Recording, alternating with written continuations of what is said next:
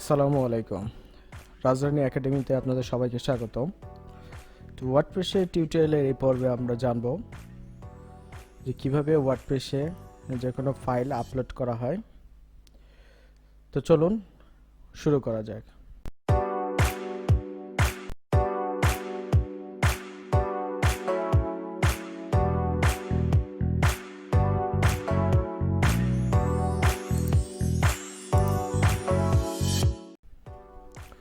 তো ওয়ার্ডপ্রেসে log in করে ড্যাশবোর্ডে এসে এখানে দেখেন মিডিয়া যে অপশন আছে, এই মিডিয়া অপশনে যেতে হবে। দেখুন এখানে অলরেডি আমি একটা গত ভিডিওতে যে পোস্ট করেছি, তো পোস্ট করার সময় আপনার একটা হচ্ছে ইমেজ আপলোড করেছি। তো আপনারা এখান থেকে আপলোড যদি নাও করতে চান, যখন আপনারা পোস্ট করবেন বা পেজ করবেন তখনও আপনারা ওখানে ফাইল আপলোড করতে পারবেন। কিন্তু ফাইল আপলোড করার সময় অনেকের সমস্যা হয়ে থাকতে পারে, তো সেগুলো ম্যানেজ করতে এই মিডিয়াতে আসবেন।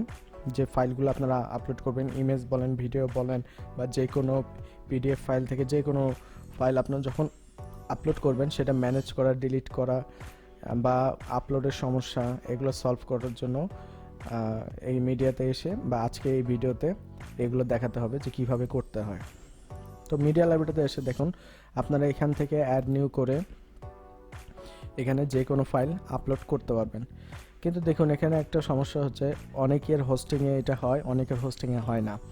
তো যাদের হোস্টিংয়ে এই প্রবলেমটা হয় যে আপনার ওয়ার্ডপ্রেসে আপলোডের সাইজ আপনার হোস্টিং থেকে ওটা ডিফল্ট দেওয়া থাকে, তো আপনার হোস্টিংয়ে যদি এটা কম দেওয়া থাকে তাহলে এটা বাড়াবেন কিভাবে? মনে করেন আপনার কোনো ফাইল আপলোড করতে যাচ্ছেন উপরে, যা 2 MBর উপরে, কিন্তু এখানে আমার ডিফল্টভাবে হোস্টিং দিয়ে রাখছে 2 MB, কিন্তু আমাকে তো এটা বাড়াইতে হবে। না বাড়াইলে আমিও ব্যবহার করতে পারবো না, বা আমারটা যদি ইউজার ফ্রেন্ডলি ওয়েবসাইট হয় তো তারা আপলোড করতে পারবে না। তো এটার জন্য প্রথমে আমাদেরকে আগে আপলোড যে সাইজটা আছে এটা বাড়াইতে হবে। তো সেই জন্য আমাদেরকে যেতে হবে সি প্যানেলে। তো সি প্যানেলে এসে আমাদের সফটওয়্যার সেকশনে গিয়ে খুঁজতে হবে হচ্ছে, দেখুন মাল্টি পিএইচপি আইএনই এডিটর, ইনি। সো এটাতে আমরা ক্লিক করব।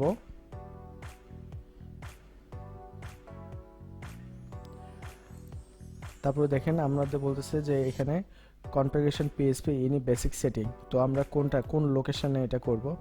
তো আমাদের যেহেতু ডোমেন rajrani.xyz, আপনাদের যদি একাধিক ডোমেন থাকে তাহলে আপনারা যে ডোমেনে আপনাদের ওয়ার্ডপ্রেসটা বা যে সাবডোমেনে আপনারা ওয়ার্ডপ্রেসটা ইনস্টল করেছেন সেটাকে সিলেক্ট করবেন। তো আমরা এটা করলাম।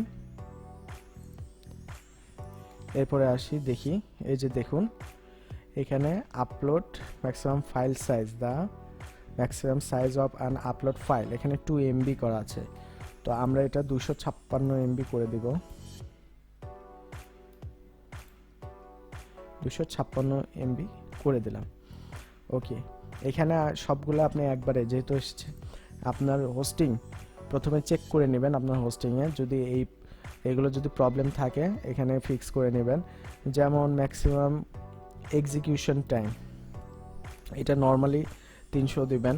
তবুও হচ্ছে যখন কোনো হচ্ছে থিম আপলোড করা হয়, থিমের একটা হচ্ছে রিকোয়ারমেন্ট থাকে যে আপনার এক্সিকিউটিং টাইম কত হতে হবে, আপনার ইনপুট টাইম এগুলা দেওয়া থাকে। তো যখন আমরা কোনো থিম আপলোড করব তখন দেখাবো, যদি ওনাদের কোনো রিকোয়ারমেন্ট থাকে সেই রিকোয়ারমেন্ট অনুযায়ীও আপনারা যদি চেঞ্জ করতে হয় তো এখানে এসে আপনাদেরকে সেগুলা চেঞ্জ করতে হবে। তো আমরা এটাও দিলাম 600, এটা ডিফল্ট রেখে দিলাম, ঠিক আছে। পোস্ট ম্যাক্সিমাম সাইজ, তা পোস্ট ম্যাক্সিমাম সাইজ অনেকে পোস্ট যে দিবে, আপনার একটা পোস্টে কত MB আপনি পোস্ট রাখতে চাচ্ছেন, তো আমিও এটা দিচ্ছি 256।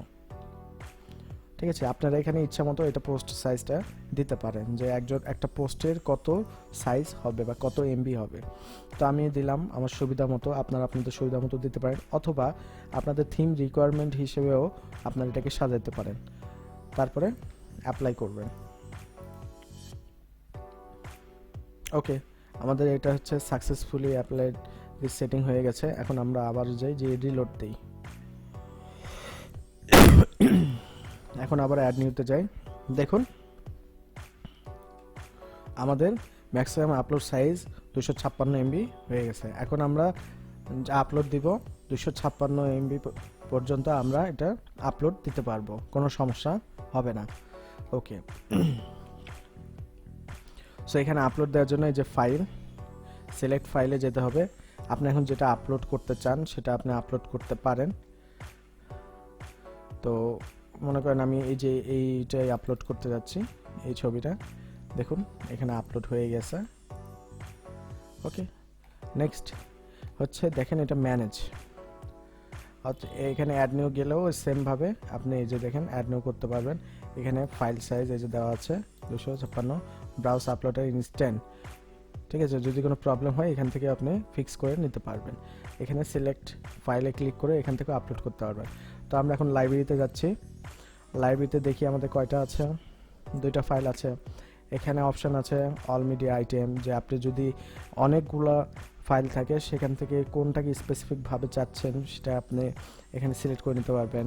কোন ডেটে আপলোড করা হয়েছে বা কোন মান্থে আপলোড করা হয়েছে সেই অনুযায়ী যদি ফাইলগুলো দেখতে চান দেখতে পারবেন। এরপরে এটা হচ্ছে গার্ড সিস্টেমে, আর এটা হচ্ছে আপনার লিস্ট সিস্টেমে।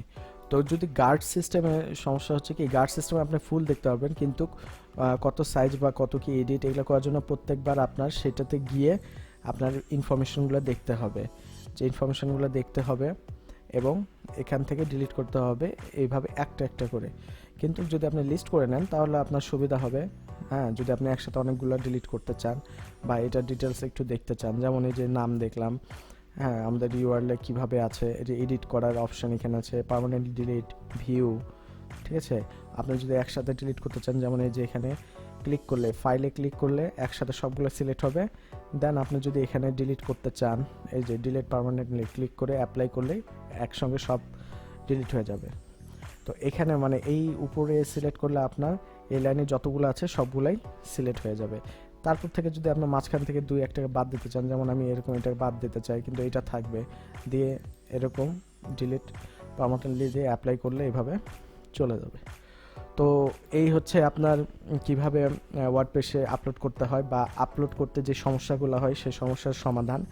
এরপরেও যদি কোনো সমস্যা থেকে থাকে আপনাদের বা হয়ে থাকে তাহলে অবশ্যই কমেন্ট করে জানাবেন এই ভিডিওর নিচে, এবং আমাদের ওয়ার্ডপ্রেসের টিউটোরিয়ালগুলো দেখতে প্রতিনিয়ত আপডেট পেতে অবশ্যই আমাদের রাজরানী একাডেমি চ্যানেলে সাবস্ক্রাইব করবেন এবং পাশে বেল আইকনটিতে দিয়ে রাখবেন, যাতে করে যখনই আমরা ভিডিও আপলোড করব নোটিফিকেশন আপনি সঙ্গে সঙ্গে পেয়ে যান এবং সবার আগে দেখে আপনারা দ্রুত ফ্রিল্যান্সিং কাজটা শিখতে পারেন।